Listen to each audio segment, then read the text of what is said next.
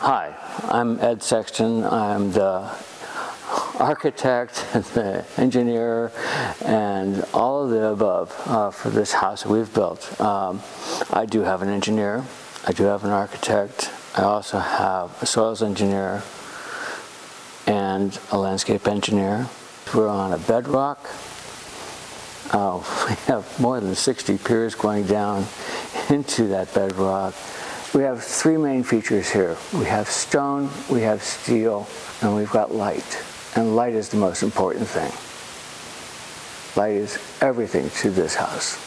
The ceilings in this room are 12 feet high. As we would step into any other part of the house, this drops down to the next floor, right behind me. And that has an 8'6" ceiling. But it feels so much bigger because it's open. Eric Tridy was the engineer for the Davies Hall. And most of that is done in steel and stone. If you know that Davies Hall is in San Francisco. And it's all glass. So this was perfect for him.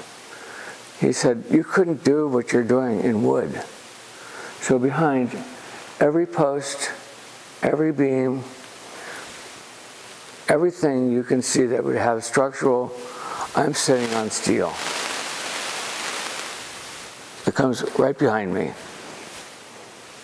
and over me.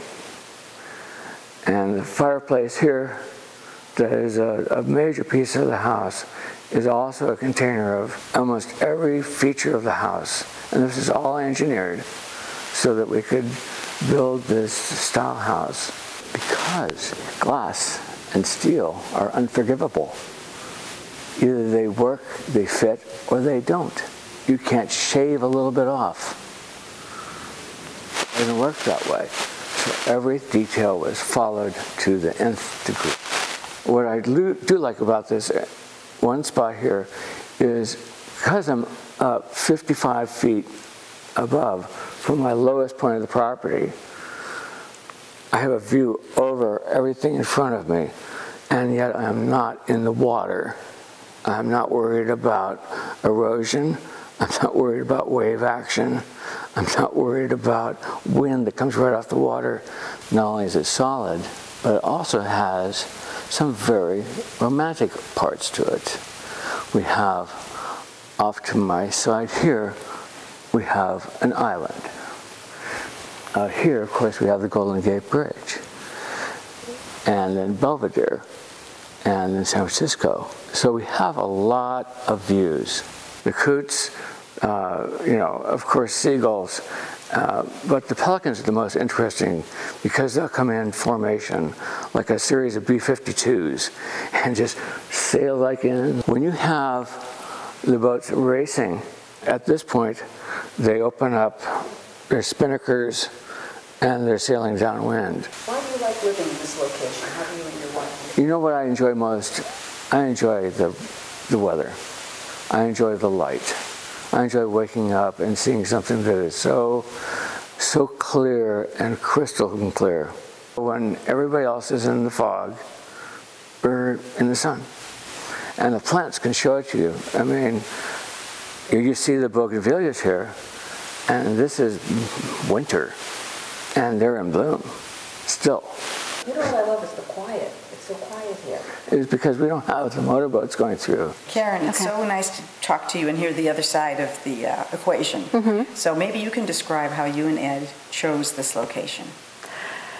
Well, we were in need of more space. We were directed to this location as being one that people maybe didn't appreciate for its potential, and we could see the potential right away, so we were really thrilled. This location is about I think a 7-minute walk down to the ferry dock.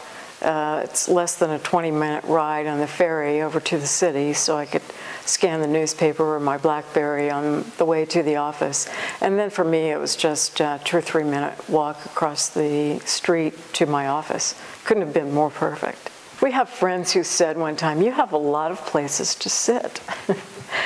Well, the outdoor spaces evolved for us too as we were going through the planning. We knew we wanted a very large deck outside the living room, and we knew we wanted the living room, dining room, kitchen, and that deck to all flow together. As we've talked before, the true California indoor-outdoor lifestyle. And with the weather being so ideal here, it's very often, most often, possible to have a party that flows through all of this space. That's why the limestone extends out onto the deck and so forth. I had a little passion for a tuck-away patio, one where you could picture yourself stealing away with a book and being surrounded by greenery. That's the back patio across the little bridge from the kitchen.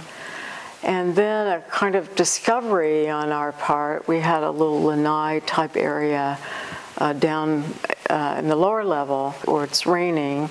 We can't be out in the weather, but we can have a heater and still have the outside air, which is, you know, the great advantage of living in this little protected space cove that we have here.